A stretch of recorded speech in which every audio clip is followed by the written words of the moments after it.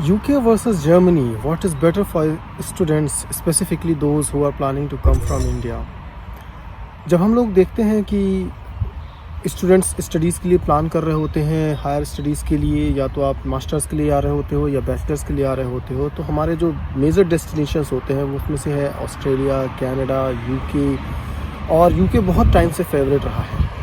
अभी मैं देख रहा हूँ कि जर्मनी में भी काफ़ी ज़्यादा स्टूडेंट्स हो गए हैं, इंडियन स्टूडेंट्स। खासकर अगर आप बर्लिन में चले जाओ या तो छोटे छोटे शहरों में भी चले जाओ तो वहाँ पर भी आपको भरे पड़े मिल जाएंगे। हैम्बुर्ग हो गया, चाहे वो डुसेल्डॉर्फ हो, एसन हो, म्यूनिक हो, कोन हो, आपको चारों तरफ इंडियन स्टूडेंट्स यहाँ पे दिख जाएंगे। एक कारण है जो सबसे बड़ा यहाँ पे लोग जो आ रहे हैं उसका है वीज़ा। तो पहली बात तो यूके में वीज़ा रिस्ट्रिक्शंस काफ़ी ज़्यादा हैं, इट्स वेरी डिफ़िकल्ट। और जो यूके की यूनिवर्सिटीज़ हैं they are somehow better than Germans. तो जो उनकी रेटिंग्स हैं, या क्योंकि टॉप यूनिवर्सिटीज़ जो दुनिया की हैं उनमें से यूके कई सारी यूनिवर्सिटीज़ हैं जो लीड करती हैं।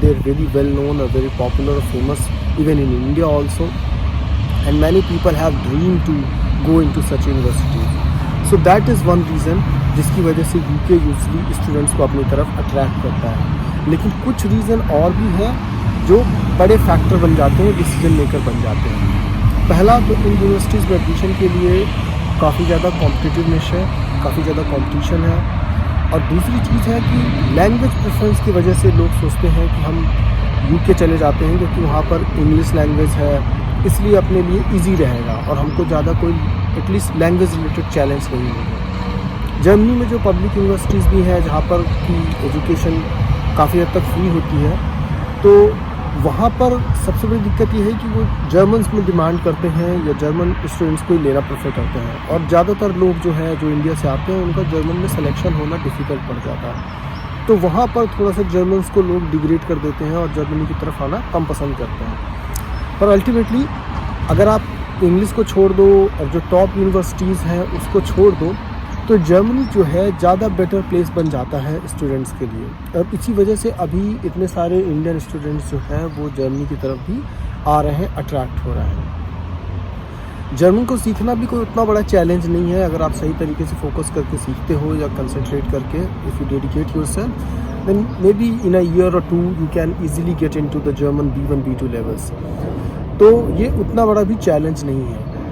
जो सबसे बड़ा एडवांटेज जर्मनी प्रोवाइड करता है, अगर आपको पब्लिक यूनिवर्सिटी में एडमिशन मिलता है तो आप अपनी एजुकेशन फ़ी को सेव कर सकते हो और लो कॉस्ट में स्टडीज़ कर सकते हो, तो ये तो सबसे बड़ा एडवांटेज है ही। इसके अलावा आपकी एजुकेशन कंप्लीट होने के बाद जो आपको मौके मिलने चाहिए जॉब सर्च करने के लिए, जो आपको वीज़ा मिलना चाहिए, टाइम मिलना चाहिए, वहाँ पर भी जर्मनी जो है यूके से बेटर परफॉर्म करता है। यूके में भी वीज़ा मिलता है आपको जॉब सर्च करने के लिए एजुकेशन के बाद, लेकिन जो जर्मनी में एक इस वर्किंग स्टूडेंट्स हैं वहाँ पे भी आपको ऑप्शन मिलता है कि आप इजीली सेटल हो सकते हो।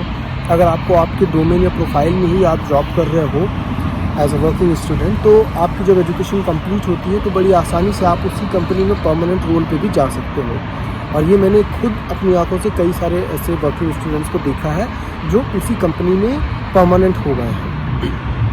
So that makes Germany a much better place इस इन्वायरमेंट की वजह से।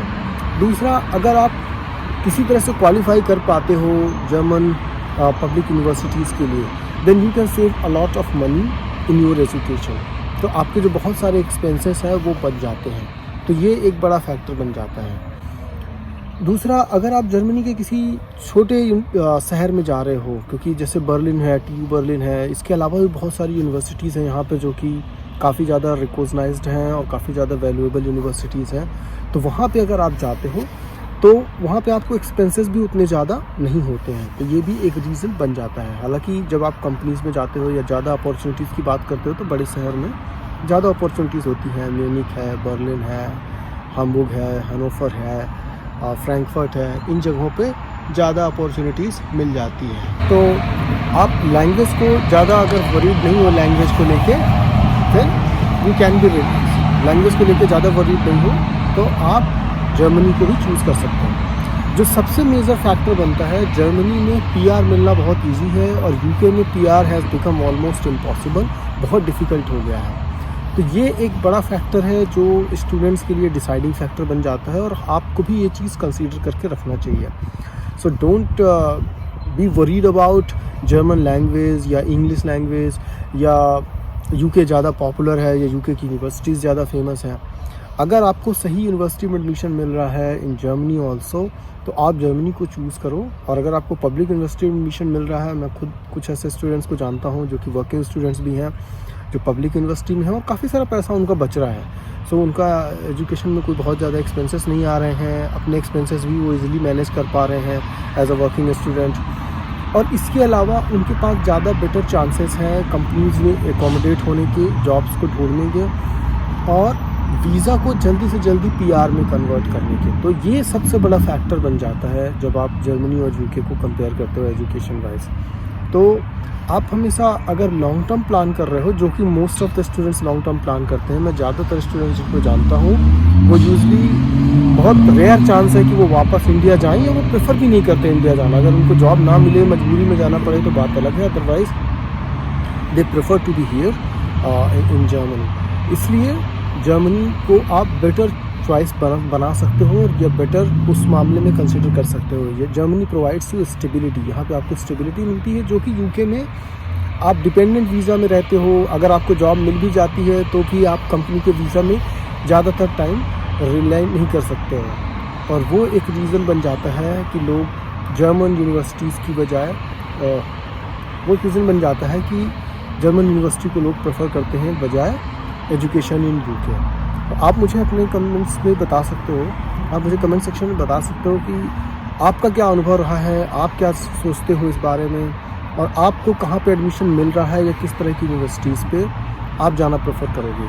और वीज़ा आपके लिए एक बड़ा फैक्टर है या नहीं है, या आप सिर्फ इंग्लिश लैंग्वेज देख के या जर्मन लैंग्वेज देख के डिसीजन ले लेते हो। क्योंकि अगर आपका सिर्फ ये फैक्टर है कि इंग्लिश और जर्मन इतनी टफ लैंग्वेज नहीं है यार। जर्मन ना तो चाइनीज़ है ना तो रशियन है, तो इसको लर्न करना बहुत ईजी है। अब मैंने बहुत कम फोकस कर रखा है जर्मन पे, इसके बाद भी मैंने धीरे धीरे करके I have reached B1 level. तो आप भी पहुंच सकते हो, थोड़े दिनों में आप फ्लुएंट हो जाओगे। मेरे बच्चों ने इंग्लिश जर्मन सीखने में दे hardly took 6 months to a year। बच्चे और भी जल्दी सीख जाते हैं, और कॉलेज स्टूडेंट भी जल्दी सीख जाते हैं, क्योंकि if you have the atmosphere, if you have the environment where people are talking in German और any language, it's easy for you to learn. तो इस चीज़ को आप बहुत बड़ा डिसाइडिंग फैक्टर मत मानो जर्मन लैंग्वेज को, और बहुत बड़ा चैलेंज मत मानो। बहुत ही ईजी है, बहुत ही ईजीली हो जाएगा। आप 2-4 महीने ट्राई करके देखना, आपको खुद पता चलेगा कि कितना ईजी है इस चीज़ को लर्न करना। सो अगर आपको अपॉर्चुनिटी मिल रही है किसी जर्मन यूनिवर्सिटी में, और अगर पब्लिक यूनिवर्सिटी में मिल रही है, फिर तो बिल्कुल नहीं छोड़ना चाहिए। Then that's the best case. और आप इधर आओगे तो आपको अडॉप्ट करने में भी बहुत ज़्यादा डिफ़िकल्टी नहीं होगी। If you have any queries और question, do let me know in the comment section. और मैं अपने एक्सपीरियंसेस शेयर करता रहता हूँ। फॉर्चुनेटली या पता नहीं, कभी कभी ऐसा लग रहा है कि अनफॉर्चुनेटली या फॉर्चुनेटली मुझे बहुत सारी जगहों पर रहने का मौका मिला है, काम करने का मौका मिला है। So I have seen the work environment in Middle East, Singapore, UK, Sweden, Europe की कई कंट्रीज़ में जा चुका हूँ, काम भी कर चुका हूँ, तो उसका भी एक्सपीरियंस है।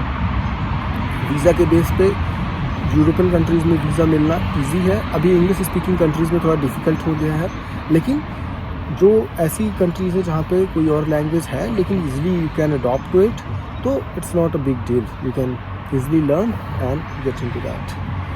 तो डू शेयर योर एक्सपीरियंसेस। और ये मेरा पर्सनल एक्सपीरियंस है, इसको आप प्रोफेशनल एडवाइस की तरह मत लीजिए। If you have any professional leads, please go to the experts. मिलते हैं फिर अगले वीडियो में। Bye, take care.